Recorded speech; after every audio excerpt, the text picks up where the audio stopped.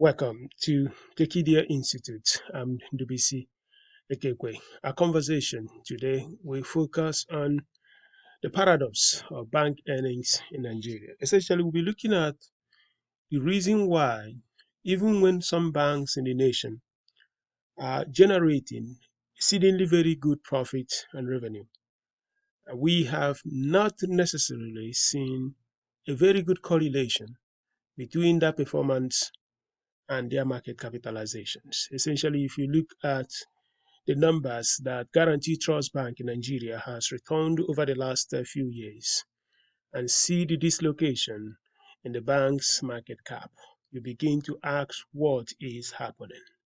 GT Bank over the last few years has produced record revenue, produced record profitability.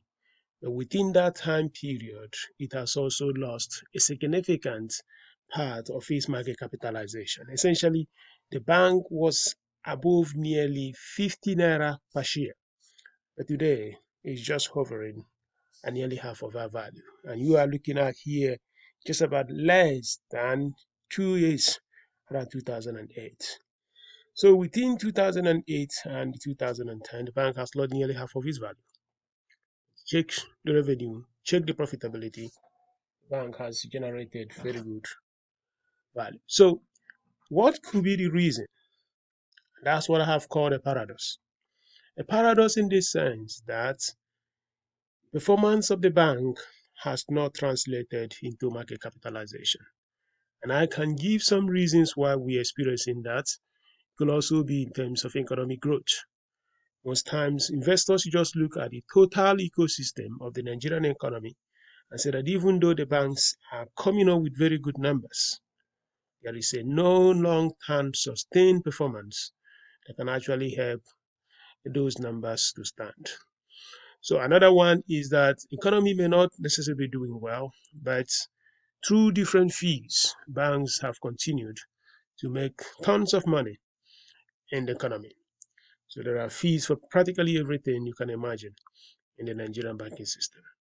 Of course, there could also be a question of confidence. If the investors do not see a lot of confidence, not just in the banking sector, but across the economy, even when the banks can do magic and still generate very good profit, the investors may not have anything more than to say, hey, I like what the banks are doing, but I do not have confidence in this economy.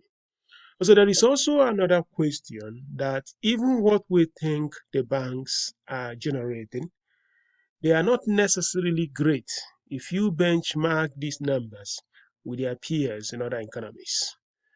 You could look at some banks in South Africa. One bank could have a market capitalization of more than $10 billion. But here in Nigeria, the largest bank in terms of market capitalization indigenously, the Nigeria Stock Exchange, Guaranty Trust Bank. Guaranty Trust Bank total market cap is not even up to $2 billion when you consider the black market rate. It's about 700 something billion naira, which is less than the market black market rate of $2 billion. So our banks are doing good relatively within the Nigerian constructs, but if you take them at least compared to South African banks, they are underperforming.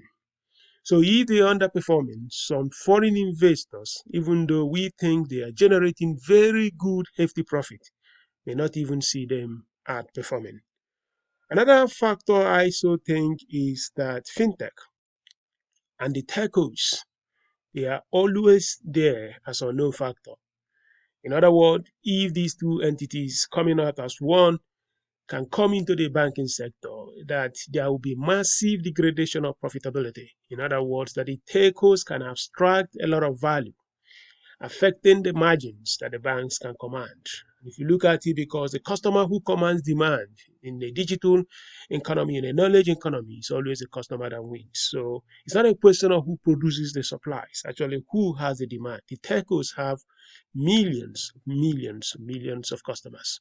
So if MTN, which has at least nearly close to 60 million customers in Nigeria, has to battle in some categories of financial services with, let's say, First Bank of Nigeria, which may have less than 20 million customers. You see that because MTN already has the demand, it has an asymmetric advantage over First Bank. So when investors look at that, they say, hey, these numbers that the banks are generating may not actually be sustainable over the long-term period. And of course, it could be that the market is largely inefficient. Jira is a market where good news does not really result to anything good in your market cap. Bad news may not even be priced into the market. So if that is the case, it becomes a domino.